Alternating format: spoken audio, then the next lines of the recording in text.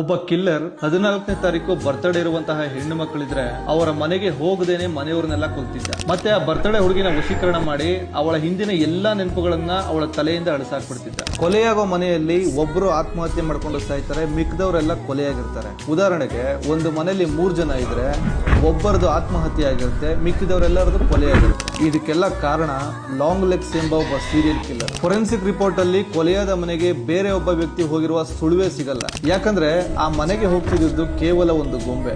ಆ ಗೊಂಬೆ ಮನೆ ಸೇರಿದ್ರೆ ಸಾಕು ಸೈಕೋ ಕಿಲ್ಲರ್ ನ ಕೆಲಸ ಮುಗಿತಾ ಇತ್ತು. ಕೊಲೆಯಾದ ಜಾಗದಲ್ಲಿ ಲಾಂಗ್ ಲೆಗ್ಸ್ ಅಂತ ಸಿಗ್ನೇಚರ್ ಮಾಡಿ ಲೆಟರ್ ಹಿಡದೇ ಇದ್ದಿದ್ರೆ ಈ ಕೊಲೆಯನ್ನ ಮಾಡಿರೋವನ ಹೆಸರು ಲಾಂಗ್ ಲೆಗ್ಸ್ ಅಂತಾನೆ ಗೊತ್ತಾಗ್ತಿರ್ಲಿಲ್ಲ. ಆದ್ರೂ ಅವನು ಲೆಟರ್ ಇಡೋದನ್ನ ಮಾತ್ರ ಮರಿತಿರ್ಲಿಲ್ಲ. ಇಷ್ಟಕ್ಕೂ ಈ ಕೊಲೆಗಾರನ ಉದ್ದೇಶ ಏನು?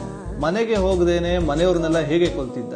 ಅಂದಹಾಗೆ ಈ ಸಿನಿಮಾ ಹೆಸರು ಲಾಂಗ್ ಲೆಗ್ಸ್. ಈ ಸಿನಿಮಾದ ಪೂರ್ತಿ ವಿವರಣೆ ನನ್ನ ಯೂಟ್ಯೂಬ್ ಚಾನೆಲ್ ನಲ್ಲಿದೆ. ಕೂಡಲೇ ಹೋಗಿ ನನ್ನ ಚಾನೆಲ್ ನ ವಿಸಿಟ್ ಮಾಡಿ. ನನ್ನ ಯೂಟ್ಯೂಬ್ ಚಾನೆಲ್ ಲಿಂಕ್ ಇನ್ಸ್ಟಾ ಬಯೋದಲ್ಲಿದೆ. ವಿಸಿಟ್ ಮಾಡಿ, ಚಾನೆಲ್ ಸಬ್ಸ್ಕ್ರೈಬ್ ಮಾಡ್ಕೊಳ್ಳಿ.